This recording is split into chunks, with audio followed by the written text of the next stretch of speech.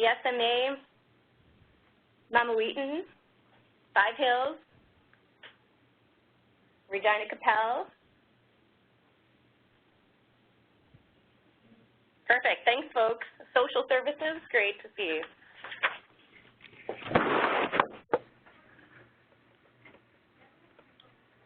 Okay, so the next function that we're going to take a look at is the annotation function. So we'll be using this function during parts of the webinar today. So you can access the annotation function by clicking on the pen icon at the top left-hand side of your screen. Then select the arrow icon, and this will enable you to use the annotation function.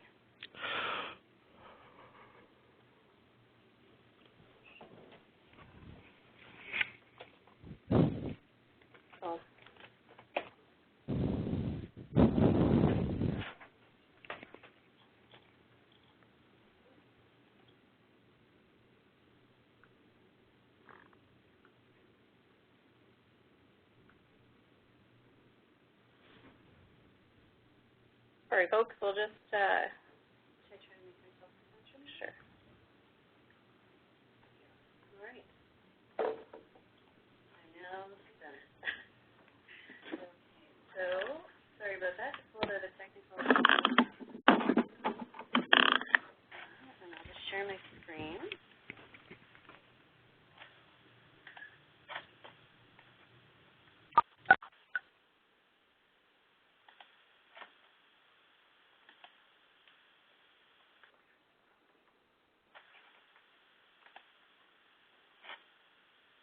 All right, so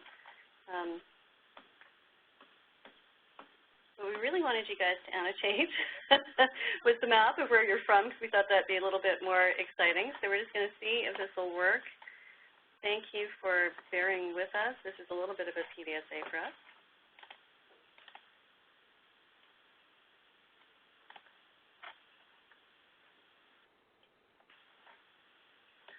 And I think I just got kicked out of the webinar as well. These are interesting days for us.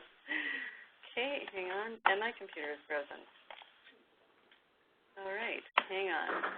Thank you, everyone, for your patience. Chelsea's just going to try to log back in.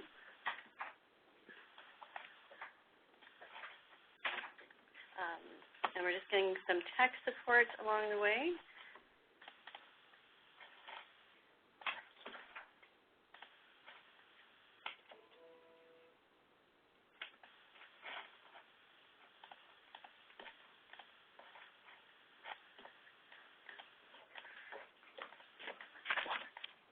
So we'll just move right into our presentation. We will abort the annotation function. We'll save it for a later date.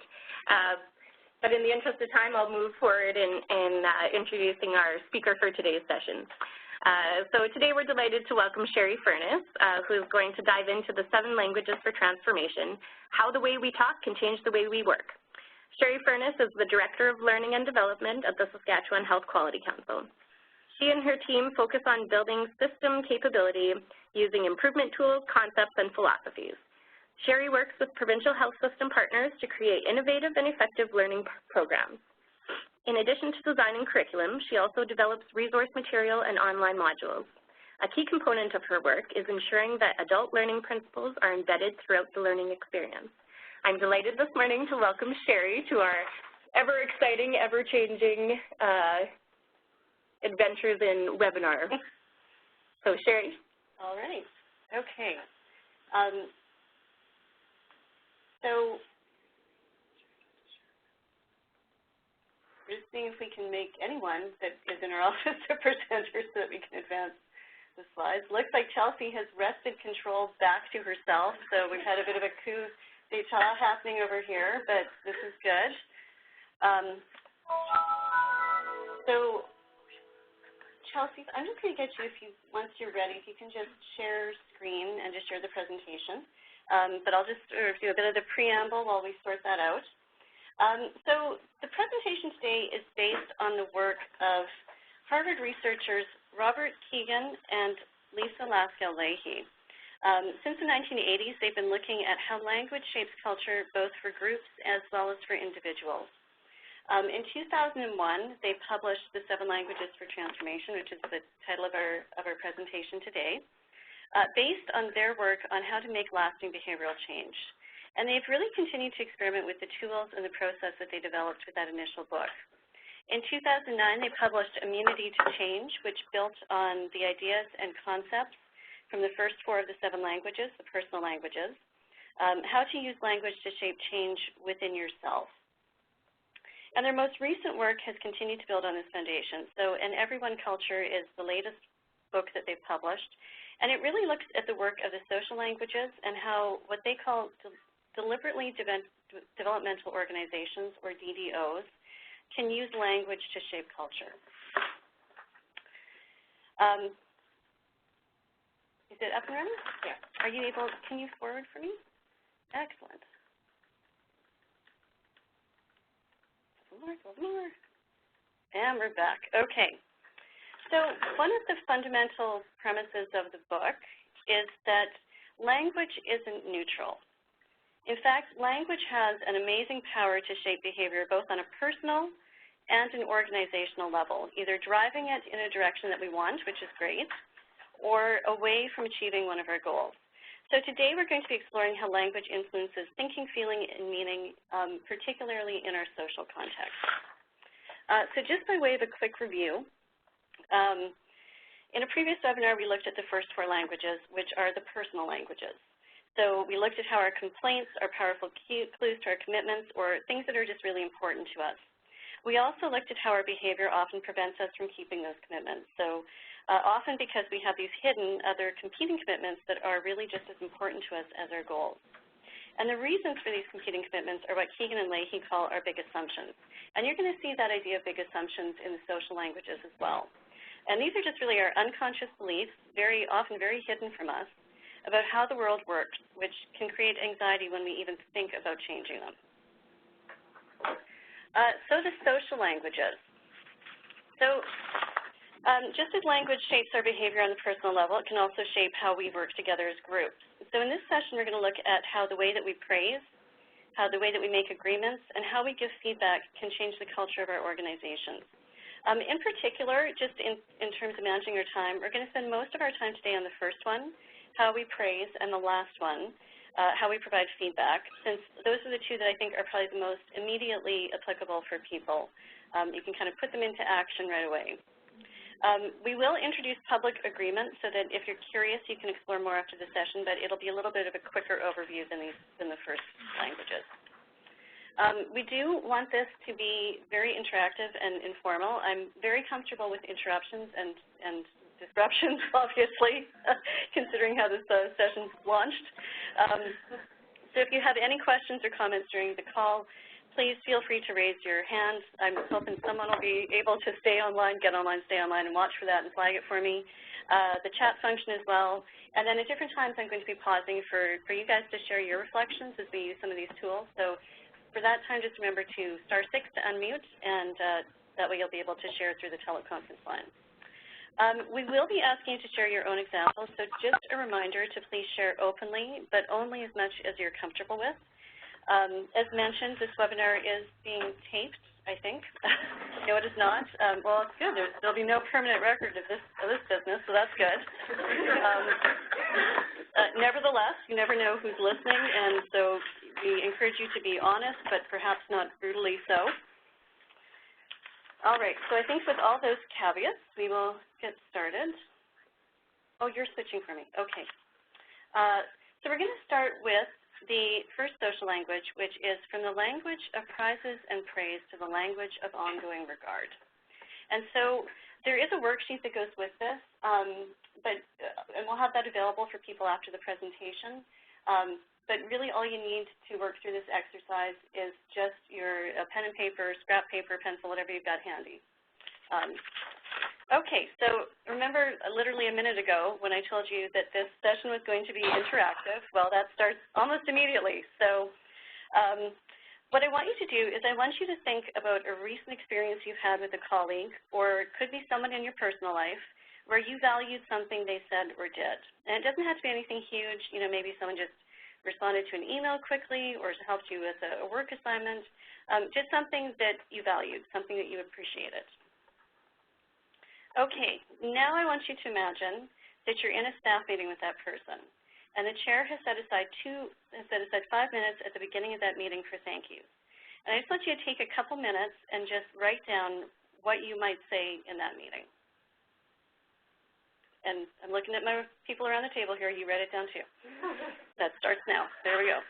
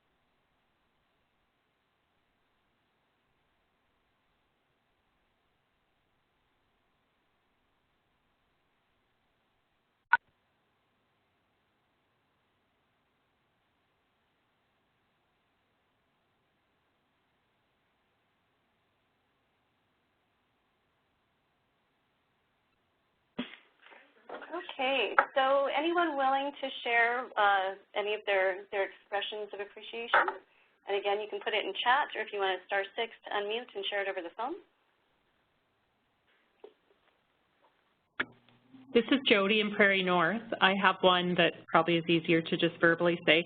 We've done a lot of work, or a number of people have done a lot of work at our Prairie North Plaza in Lloydminster to develop the emergency response codes, and it's been a long time coming and a lot of work.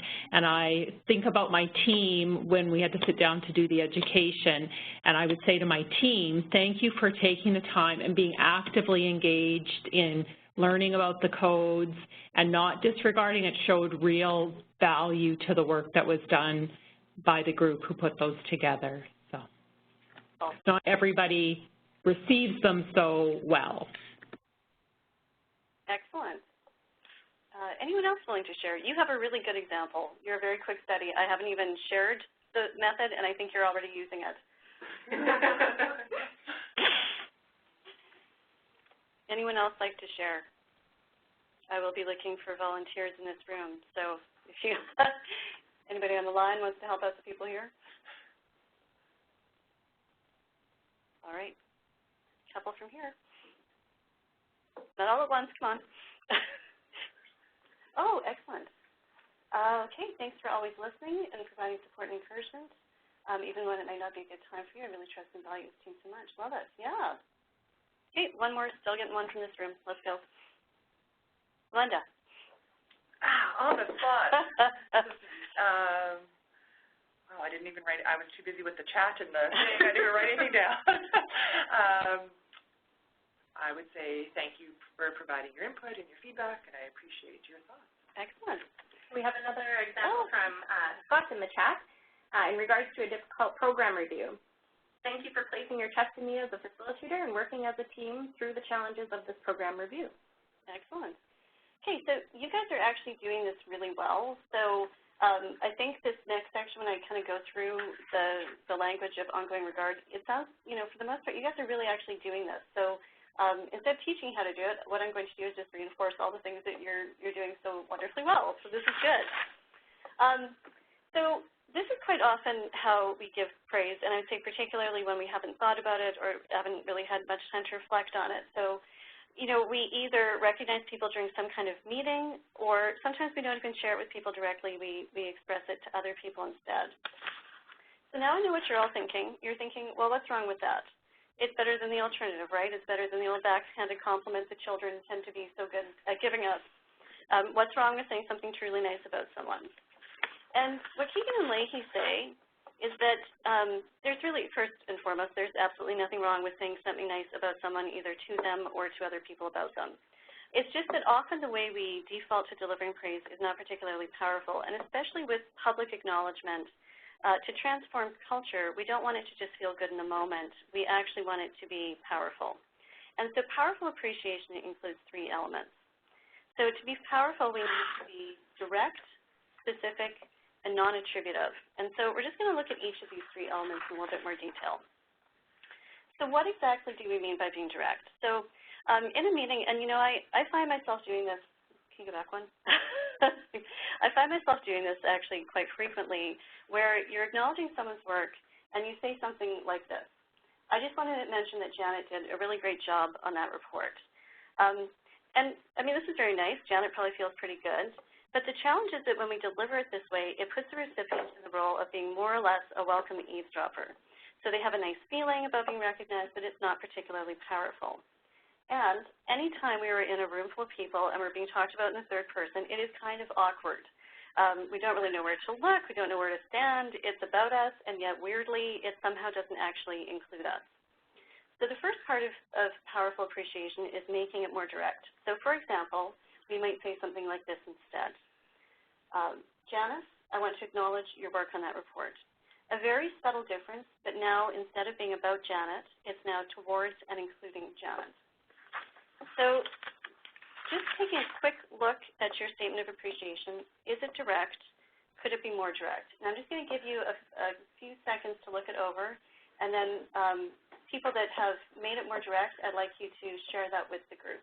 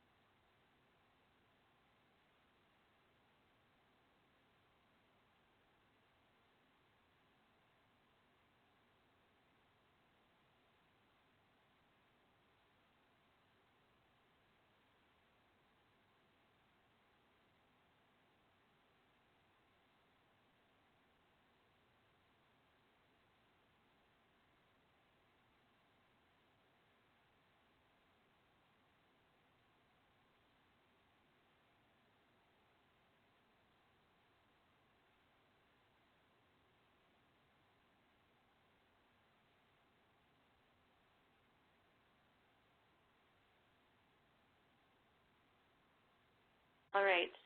Anyone willing to share their initial statement and how they've maybe made it more direct?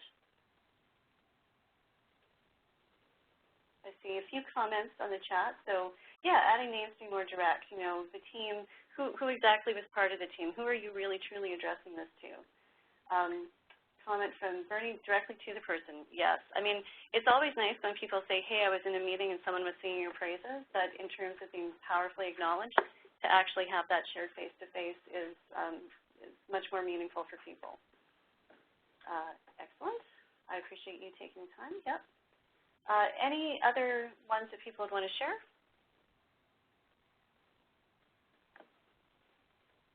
I wrote, thank you for offering to help me with the website work. I know that you will make a valuable contribution. Excellent. And who would that be directed to? Well, I have a colleague who's offered to help. Ah, good. Excellent. Wonderful. Okay. So the second element in the praise is being specific. So does this look familiar? So here we have Bonnie, and so she's complimenting her colleague Hal on how he chaired the meeting.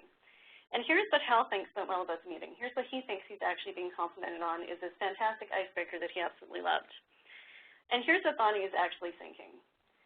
So Bonnie actually did not care for the icebreaker at all. What she thought went great about the meeting was something else entirely. So they walk away from this conversation. Hal's probably going to feel pretty good. He's probably going to do a heck of a lot more of these icebreakers. But they've really learned nothing about each other in the process. So the appreciation really lacks power. Next slide. So appreciation is more powerful when we are specific. And often what we communicate is good feeling rather than what the person did specifically to make us feel this way. And as adults, we really have our own criteria about what is valuable and important. And without details, we really don't know what the speaker is valuing or caring about in us. And sometimes we get it's a complete mismatch, as we saw in the example. When we give specifics, we allow the individual to understand the difference they're making to us, the speaker. And, the person may not share the same values, but at least they actually understand the feeling. One of the things that I really love about this approach is that you, as the person delivering the praise, also get a lot of learning from it if you start to pay attention to what you praise and the specifics of why you're doing it. So it not only makes it more meaningful for the recipient, but also for you as the giver. This approach allows us, as ourselves being active meaning makers, to uncover important information about what we value. And if you're in a position of power, now whether that's a formal leadership role or just you're someone who has influence over an area or a person, understanding what you publicly praise and acknowledge is important because you are a signal generator. People are going to be responsive to what you acknowledge, and so you need to have insight into what you're drawing attention to with your public acknowledgments, because it can either help move things forward or it might actually have unintended consequences. And in the book, Kegan and Lahey shares an example of a CEO who started to reflect on his expressions of appreciation, and one of the things he quickly realized was that the majority of his comments were towards new initiatives. So he really praised startup work, innovative work, stuff that was kind of new and exciting. And what he tended to not acknowledge or severely under-acknowledge was all the hard work that went into sustaining work, having things run smoothly, the day-to-day operations. And when he shared his insights with his team, many of them expressed that they really did feel underappreciated in their success in keeping their departments running smoothly, because it was just nothing that he ever really publicly noticed. So in being specific, we need to unpack what it is that we value about what a person said or did. And again, you guys you're doing this, so this is fantastic. So now it's time to go back to your statement. So just again, I just want you to take a minute or so, look at it, see is it specific? Can you make it more specific? And for those of you, and some of you, as mentioned, you're doing a fantastic job with this. When you look at the specifics of it, what insight does that give you about what you praise and what you value? So I'll just give you a bit of time for that.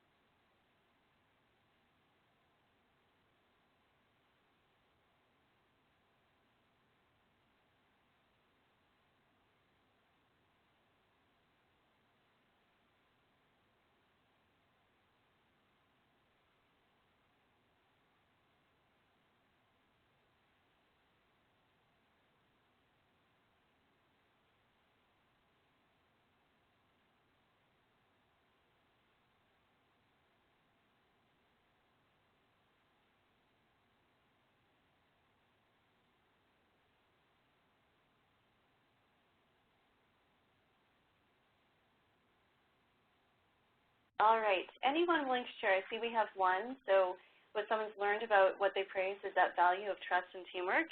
Love it. Others that people are willing to share. Positive attitude. Yes. Yeah. Motivated by openness, curiosity, and a growth mindset. Yep.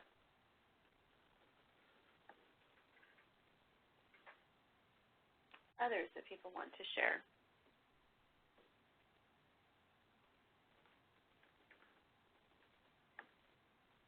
So, one of the things that I'll say about this is you do learn a lot about what you value, and I think part of it, too, is looking at that question of there's nothing wrong with valuing this, but are there things that I'm missing that could have consequences that I'm not prepared for? So positive attitude, I think, is a great example. We love for people to have a positive attitude, but then maybe it comes that question of do we also acknowledge resilience and people who have a difficult time and work through it? do people, again, us as signal generators think that they always have to have a good attitude, or do we make space for other emotions? And so it makes you think about how even is your regard. All right, so moving on to the final element of powerful appreciation.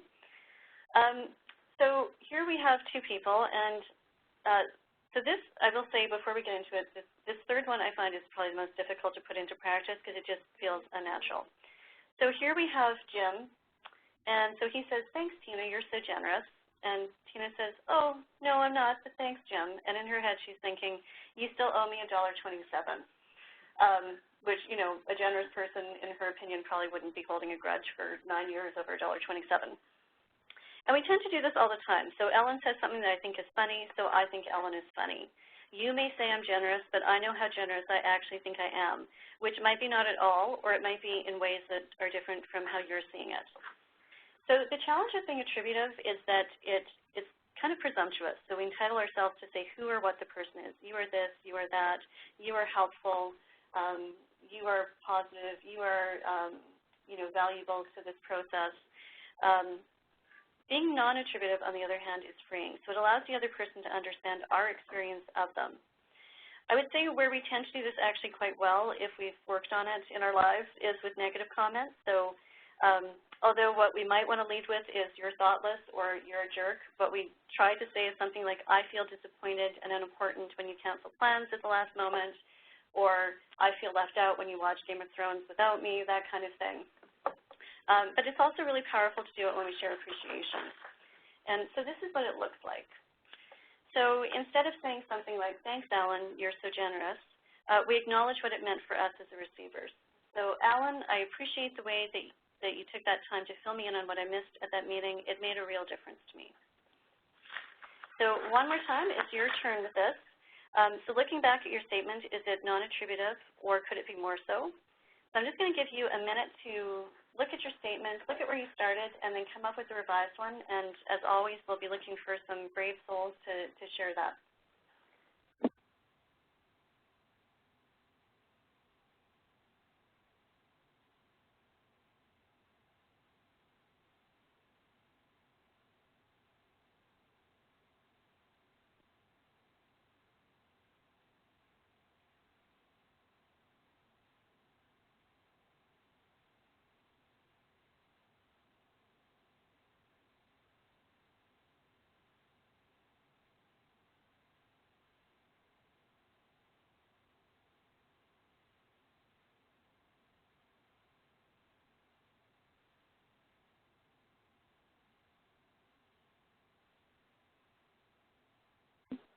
All right. Anyone willing to share their statement of appreciation, what it started with and where it's at now? People in the room are sweating because they know that I'll pick on them if nobody steps forward. Maybe I just have a question for you, Shari. So yeah. Just with it being non-attributive, is that, to me, it's sort of very or somewhat similar to the specific piece. So does being specific help it be non-attributive? Yes, I think it'd be really hard to do one without the other. I think it's just always remembering that it's my experience of you and not saying this is a quality of you. It's saying here's how I experienced what you did. And, you know, and specifically, here's why it was important to me, or here's what I thought was helpful or good, or what I appreciated about it. An example from Fatima in the chat. Thanks for taking the time to listen to me before my session this week. Your support and encouragement helped me keep my energy up throughout the afternoon. Love it, yeah. So you're not saying, you know, you're a good listener. And that's a very subtle difference. You're not telling her she's a good listener. What you're saying is, my experience was that you listened to me, and this is how it made a difference to me in this way. Beautiful.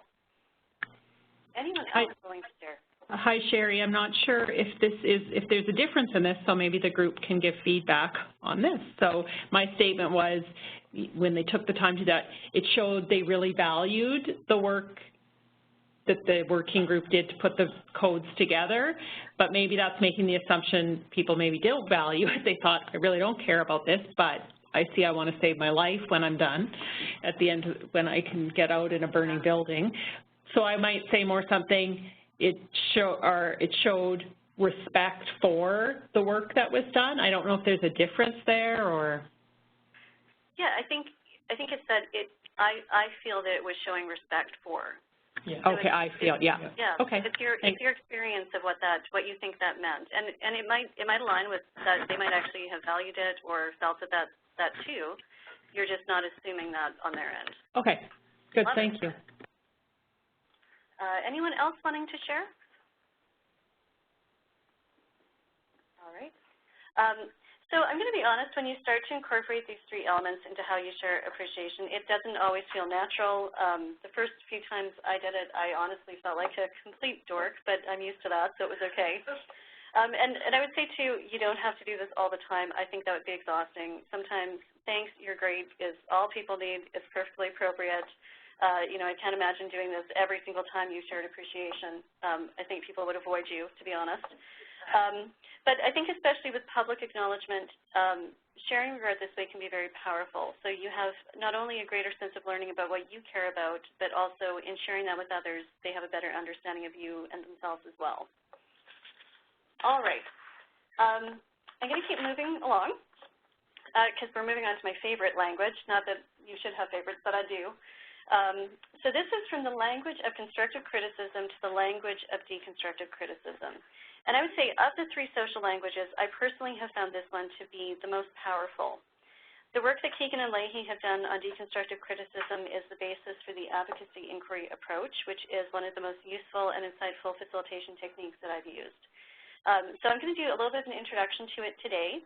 But if you're interested in a deeper dive into that advocacy inquiry method, please let us know that in the survey that we're going to be sharing at the end of today's session. All right, so I want you to, again, think back to a recent time, but this time when you had to give another person negative feedback. So not as much fun as trying to say something nice about someone. And if you haven't had to do it recently, think about a situation maybe where you knew you needed to talk to the other person but didn't, because we all know sometimes that happens. We just go, I'm not going to take that on today. Or one that you're maybe currently in and considering how to handle. And I want you to think about and just jot down a few things. So what was the situation that led to this conversation? So what was the scenario or the context where you needed to give this negative feedback? What were some of the first things that you said or would have said if you either didn't have the conversation or haven't had it yet? How did the person respond, real or imagined, if the conversation did not actually happen? And how did you feel during this conversation? I'm just going to give you a couple minutes to jot that down.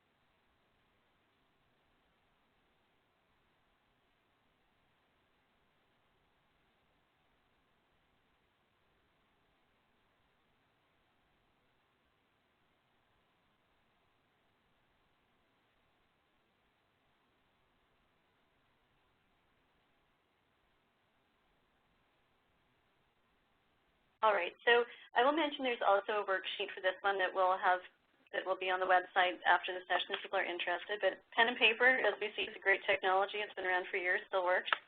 So we're going to come back to this, but for now, I just want us to look at an example of feedback. So next slide, if you don't mind.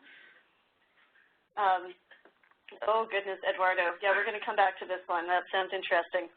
Okay. So here we have a situation where we have an engineer who's been developing this new software for years, takes it to the VP of his company, his team is all there, he's really excited, you know, months of work went into this, and the reaction from the vice president is actually quite harsh. He says something along the lines of, these specifications are ridiculous, they don't have a chance of getting past my desk, and then just for good measure throws in, how long have you been out of graduate school? So in the chat, I want you to write down some of the things that you think are maybe not so great with this feedback. What's not working about it?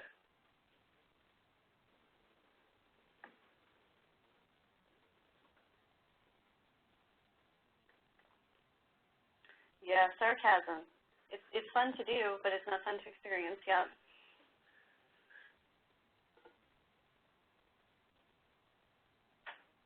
Yeah, it's not specific, exactly. Dismissive, yeah. Disrespectful, yeah, this is not a good day for this person. Ridiculous isn't constructive. No, it's not. I mean, where do you go with that? Yes, yeah, it just starts with a, no exploration. It's just, here's my opinion of what you presented to me, and let me trash it as quickly as possible. All right, excellent. So I think we could all agree that this kind of feedback would fall into what we would call destructive feedback. And so you guys have noticed a lot of these things. It's very vague, so there's nothing that's going to help the person improve. Often destructive feedback has that shaming or blaming tone. Quite often it goes to a personal level, so it's not just about the work, it becomes about the person and who they are. It can be threatening. Me boss, you not. So especially if it's coming from a person of power, it can leave that person wondering what's going to happen to them and have that fearful sense. And all in all, it's very pessimistic, so it doesn't really give any sense of being able to improve. In contrast, constructive feedback seems so much better. So instead of trying to tear people down, you try to build them up by helping them see, very specifically where was the issue, telling them that in a very supportive way, in a caring way usually. You might even try to problem solve with them, so find ways to help that person address the issue in the future to help them improve. And often we deliver it more regularly, so we don't wait until the very end to say everything you did over the last year is completely useless and I don't like you as a person either if I never mentioned that. We give feedback along the way and try to course correct. So if forced to choose between destructive feedback and constructive feedback, of course, I think most of us would prefer to both give and receive constructive feedback. But are these the only choices? And 7 languages suggest there is actually a third column, what they call deconstructive criticism. So one of the things that Kegan and Lahey suggest is that both destructive and constructive criticism are actually working with the same big assumptions. So first, that the person giving the criticism has the right answer. Second, that the person receiving the criticism has the wrong answer. And then really the only difference between destructive and constructive feedback is how that message is delivered. So in constructive criticism, we still think the person is wrong, and our goal is still to fix them in some way. It's just that we'd like to be a little bit nicer about it. And constructive criticism, although it seems like it should work, can affect our behavior in really interesting ways. And I think one of them is because giving people feedback is difficult if you think on some level you're going to hurt them, even if you're doing it in a really nice way. And so that is often one of the reasons why we really avoid giving this kind of feedback. So the big assumption of destructive and constructive criticism is that someone is right and someone is wrong. But one of the things that Kegan and Lahey ask us is how true are these assumptions? How often is there really, truly only one right answer? And so with deconstructive criticism, we hold 2 ideas simultaneously. One, that we could be right, and 2, that there could be another perspective that is also right. And this is really what allows us to learn, because as long as we think we're right, we're just going to keep pursuing that path, proving it, or in some way imposing it on other people, because no one willingly gives up the truth. Why would you? It would make no sense. But if you can hold the idea that there might also be another perspective that's right, it allows us to be curious. And this is really where learning happens. So we shift from trying to relay information or a clever or kind way to help the person see how it really should be, to thinking about understanding what's happening. Now, some of you might be thinking, you know what, though, I've got experience. Quite frankly, my way is the best way. Sometimes I do feel that. Wouldn't it just be more efficient to have people just do it that way? Why would that be a problem? And here's the problem. So in a learning organization, when we start to hold people to our personal preferences, they stop learning and growing, and so do we. We don't grow and learn either. And a particularly high price is paid by the less powerful recipients when we hold them accountable to our preferences. Because remember, as leaders, we are signal generators. And you are sending signals about what you think is right that people are going to be attentive to. And eventually, over time, we teach people not to think or make judgments on their own, just to follow directions. So we, at best we get compliance, and at worst what we get is no learning or growth. And just thinking back to your statement, do you see any of the I'm right assumptions operating in your open words? Okay, so what does deconstructive criticism look like? So this is a story about my husband, Dennis. And a couple of years ago, there was a food bank drive in our area. So about a week before, the food bank had dropped off this paper bag and asked people to fill them with canned or dry goods. And then they were going to collect them Saturday morning. So I went to the pantry, gathered a few things, left it by the front door. And so the volunteers came to the house, and I happened to be busy putting away laundry in the bedroom. So Dennis answered the door. And I could hear this conversation going on. Who are you? Where is your ID? And my personal favorite, how do I really know if you're from the food bank? Because apparently he thought it was the canned goods heist of the century that was about to happen in Sutherland. And I was mortified. So this was me hiding in the bedroom, waiting until they left to come out, because if I ran into these people again, I didn't want to be the wife of the guy who. And so normally, I think what would happen, so I waited until they left, and I decided to go talk to Dennis. And this is what my approach would have looked like. So it would have been me, in the nicest way I could think of, telling him how he was wrong, sharing with him the correct way that you donate to the food bank. Constructive criticism at its absolute finest. However, his behavior, honestly, it was just so weird that I was mortified, and I just have to know what's happening here. And I was curious. So I decided to use more of a deconstructive approach. So this is how the conversation started. Sounded like that was quite a conversation. What was going on there? And what he said was absolutely fascinating to me. So he said they didn't have any ID. It could have been anyone collecting the food. And again, I wasn't seeing the problem. And so I said, do you honestly really care if they weren't from the food bank? Like, if they wanted the beans that badly, let them have them. And he said, no, if I'm going to donate, I want to make sure that it goes to the people who need it. And it was an aha moment for me, because I realized we had just two very different perspectives on when the act of giving occurred. So for me, once I put that stuff in the bag, I had donated, and I honestly didn't care what happened to it after that. For Dennis, it was when he knew for sure it was going to the right people. And his perspective, while very different from mine, I couldn't really say anymore that I felt that it was wrong. It's okay to want your donation to go to the right place. That's, if that's important to you, there's nothing inherently wrong with that. And we need people like Dennis in the world. Not every charity is honest. Most of them are, but not all. It wasn't a viewpoint I wanted to adopt, but I didn't really feel the need to lecture him anymore. And one of the best things I'd say about the conversation was, other than it didn't end in a huge argument of both of us defending our territories, I really learned something about Dennis. I had a better understanding of him that I wouldn't have otherwise if I'd gone with the lecture approach. So deconstructive criticism starts with a very different goal and mindset than constructive criticism.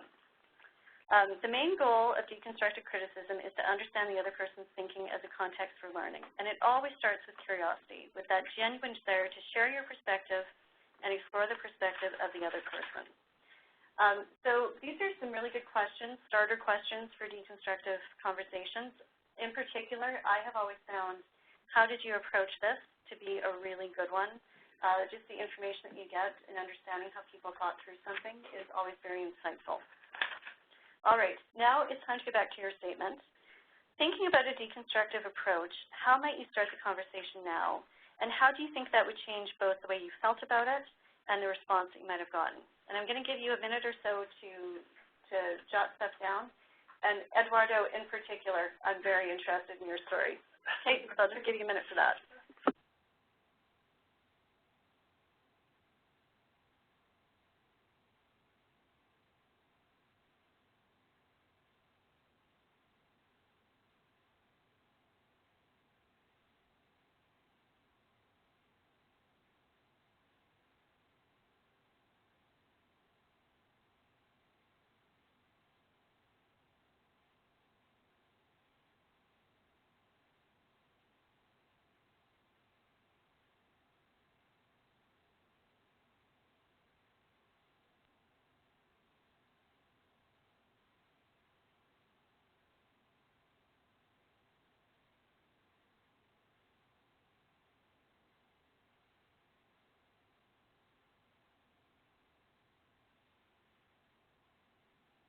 All right, I'm going to bring it back.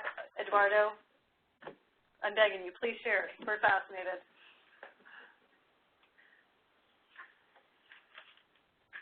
*6 to unmute.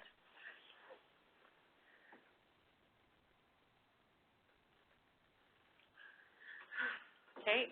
Oh, this is going to haunt me, this mystery. Kate? Anyone else willing to share?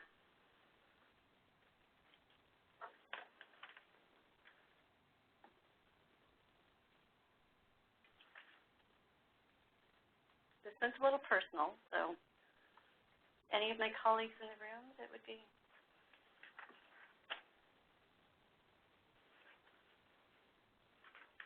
Shari, it's Carrie Lynn. I won't share the specifics of what I'm thinking because I won't bore everyone with that, but I think the question about how it would change the way you feel about the conversation is you really have to let go of that first assumption that you have the right answer, and that's the most challenging part of this approach, I think, whether it's personal or work.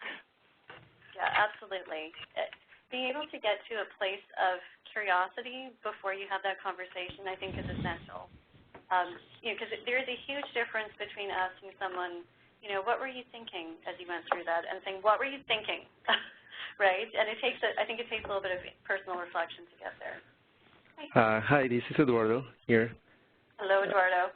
Okay, so about my statement, yeah, so I mentioned that for me it was kind of difficult to communicate the fact that to my girlfriend the fact that she leaves her purse and her lunch bag in the dining table all the time, and so at first it's like I think it was more like asking why do you do that. So I think she didn't like my question because it's more like she was saying, you know why, you exactly know why, so I don't know why you're asking.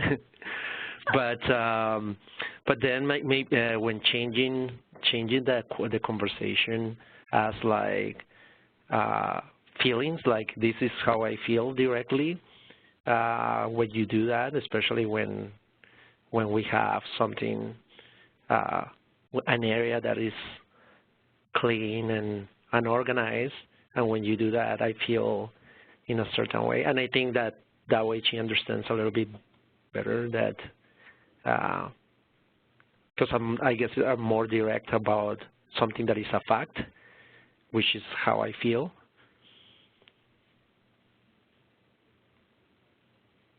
I think.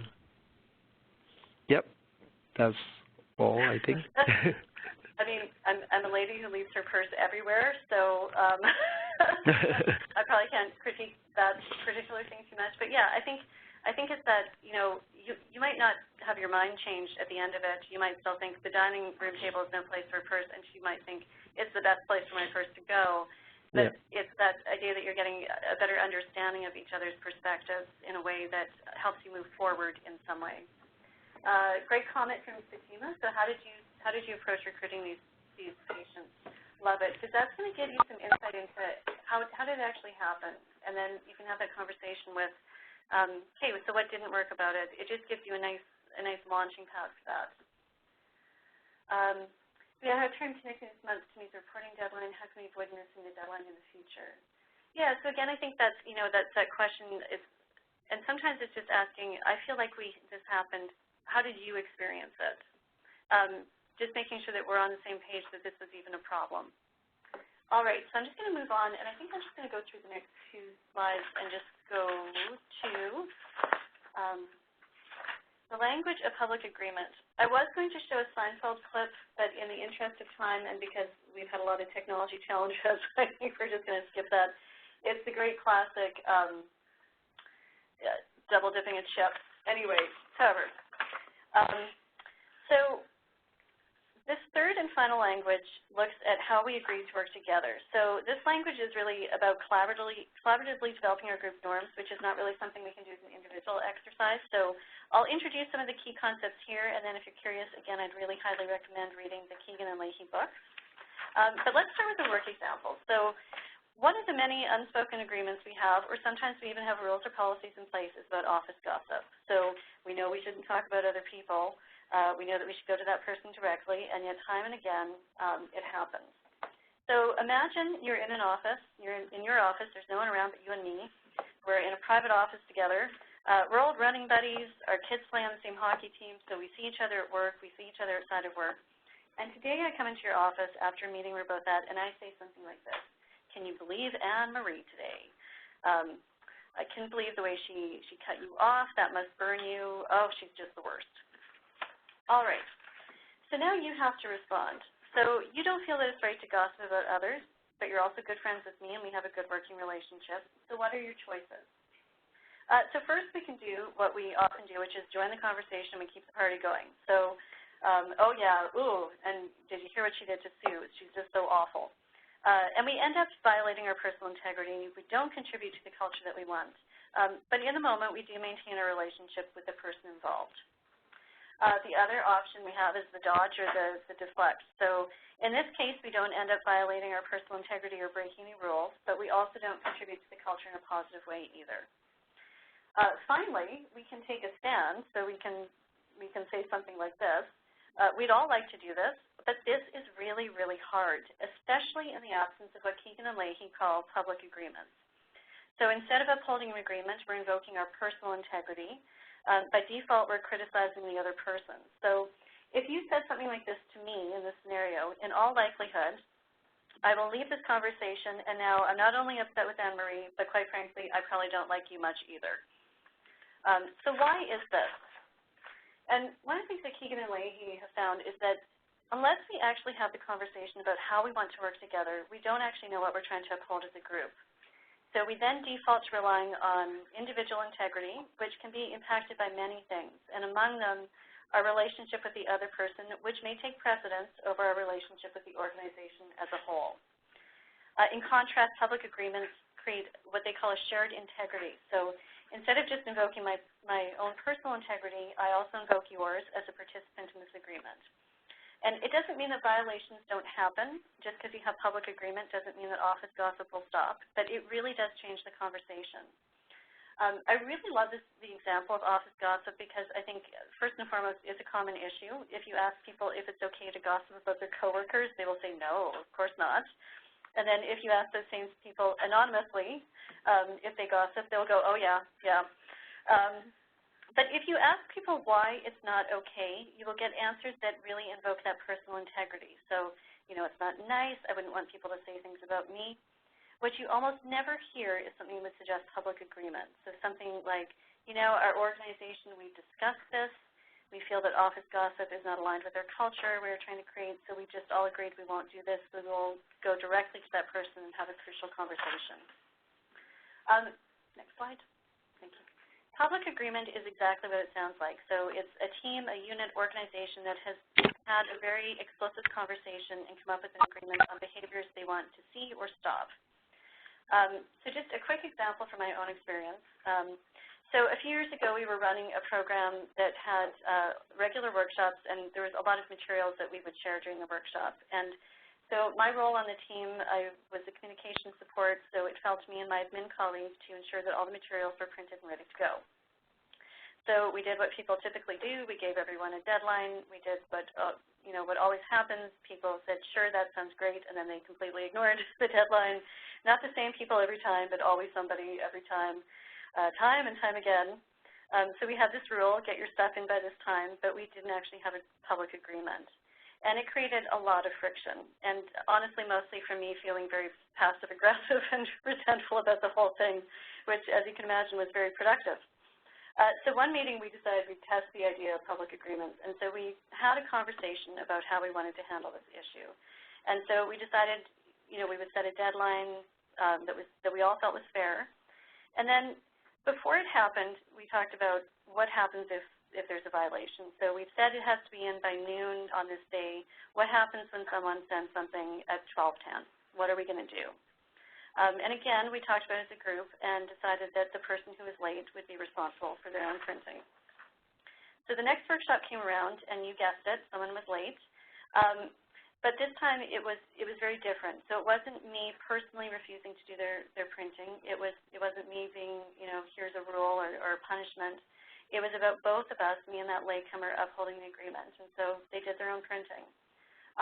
That is a really small example, nothing earth-shattering, but I will say it really changed the temperature of our team. And it changed, it was something that had been a consistent source of great frustration, again, especially for me, and I can be very passive-aggressive when I want to be, so it didn't really help the team.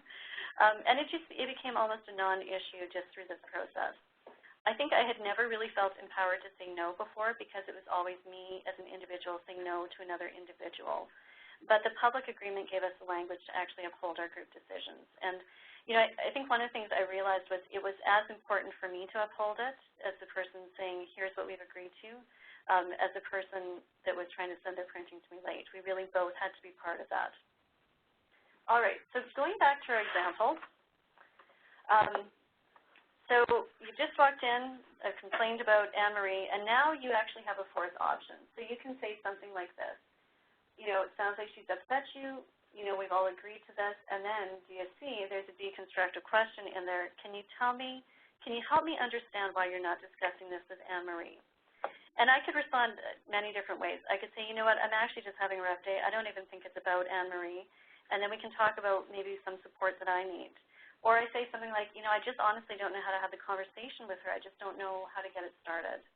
And then it's really about giving them the tools that I need to actually have that conversation. So public agreements start with asking the questions. Next slide.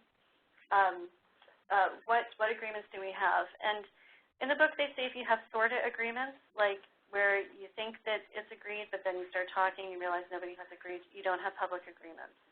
So then you pick the things that are your bigger problems, and that's where you start. And really, what's most interesting is when those agreements are violated. So when you agree to something and then it doesn't happen, that you have the conversation about it as a way of learning why it did or didn't work. All right, I was hoping that we would have more time at the end for questions. We've got a bit of an interesting start to the session. But for those of you that are still on, I'd love to hear your thoughts or comments or questions about the social languages. We'll open it up now, and I think Chelsea will also open up the poll for folks as well.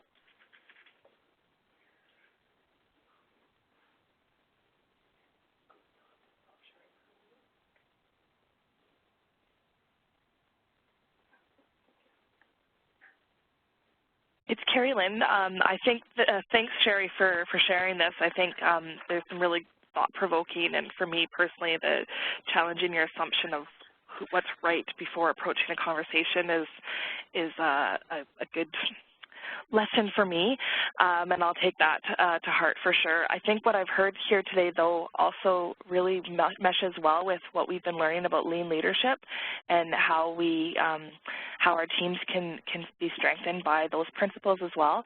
And I was thinking even just the public agreement concept really works well with the philosophy behind visual management, knowing what to expect, making that common knowledge, not specialist knowledge, and then holding people accountable to that understanding. So I'm really interested in kind of delving more into this information and this work. So thanks for sharing it. Thank you for sharing those insights. Yeah, I think I really like the link that you made to Lean, because I think it really is about respect for people individually and respect for ourselves as a group, and just some different tools and ways of talking about it to achieve that. Any other comments or feedback? So the poll is up, and we would love for you to provide your thoughts. And again, if you are interested in possibly having an advocacy inquiry session at some point, please let us know that in the comments. Thank you, everyone, for joining us. I wasn't sure what kind of turnout we'd get, given that it's the reading week, I think, for a lot of folks, and kids are out of school. So everyone that came, it's really, we appreciate you coming out. Thank you for the patience with the very interesting technical issues we had at the start. And with that, we will close for the day. Please complete the poll, and we look forward to joining you on the next call, which will be March 10th. March 10th. Thanks, everyone.